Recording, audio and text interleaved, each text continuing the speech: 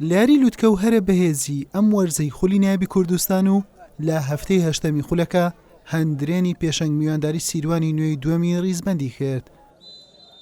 هەردوویانە پەلەی گۆڵکردنیان بوو چونکە یاریەکە بۆ ئەوان لەسەر 3 خاڵ نەبوو بەڵکو 6 خاڵ بوو بۆیان بەهۆی ئەو ڕکابەریە بەهێزەی نێوانیان لەسەر پێشەنجی خولەکە و نازناوەکەش. هەندرێنی خاوەن ماڵ باشتر دەردەکەوت و لە ئەنجامی فشارەکانی بۆ سەر گۆڵی میوان لە خولەکی 19 ڕۆکان فەرحانی بەرگریکاریانی سیروانی وێ بە هەڵا گۆڵێکی لەسەر خۆیان تۆمار کرد و هەندرێنی پێشخست. هەندرێن بەوەش نەوەستا و هەموو هەوڵێکی خۆی خستە گەڕ بۆ گۆڵی دووەم و متمانە. سیروانی نوێژ هەوڵەکانی لە بەرامبەردا شەرمنانە بوو. لانیوەی دووەم سیروانی نوێ لە ڕووی هێرش بردنەوە خۆی ڕێک خستەوە و چەند جارێک مەترسی خستە سەر گۆڵی سپی پۆشانی خاوەن ماڵ.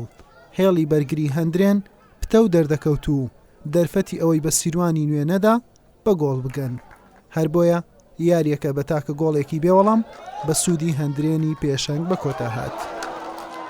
بەگشتی بەڕاستی یارێکی زۆر باشمان کرد هەم لە شەوتی یەکەم هەم بیدایەتی شەوتی دووەم کۆمەڵە فرسەمان فۆتان ڕاستی استقلالی ئەو فرسانەمان کردایەکەوەمانە هات ئەمان توانی براوە بین بەڵام یاری جەوی یاری گۆڕە جاری وایە تۆ باش یاریەکەی بەڵام برنەوە تۆمار ناکەی جاری وایە خراپ یاریەکەیت ئەیبێتەوە ئەمڕۆ ئەو ڕۆژە بوو کە ئێمە باش یاریمان کرد و نەماتوانی براوە بین بەڕاستی ئەلەم ئەوایە بەلایانی کەمەوە بە خاڵێک یان 3 خاڵ نەبایە بەڕاستی بێخاڵ لە ساحەی هەندرێن دەرچی.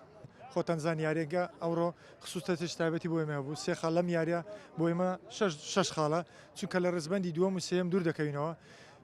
ئەلحەمدوللا ئەو ساڵ نەتایجەکانی ما یاری بە یاری باشتر دەبێت یاریزانەکان باشتر دەبن و ئینشاڵڵا لە داهاتووشدا زیاتری شنگاوەکانمان باشتر دەبین و سەیری یاریەکانیش بکەن. ئێمە تیپەکەمان ئەم ساڵ نمونەیە بەڕاستی یاریەکانمان یاریزانەکان لە ئاستی زۆر باشدانە و ئینشاڵڵا باشتریش دەبن بە یاریەکانیت. بەمەنجامە هەندرێن بە کۆکردنەوەی 19 خاڵ لە 7 یاری و بەبێ هیچ شکستێک لە پێشەنجی خولی نایە بە و جیاوازەکەی لەگەڵ نزیکترین ڕکابەری کەوا سیروانی نوێ بۆ 6 خاڵ بەرز کردەوە. حوسێن محەممەد کەناڵی ئاسمانی پێیام هەولێر.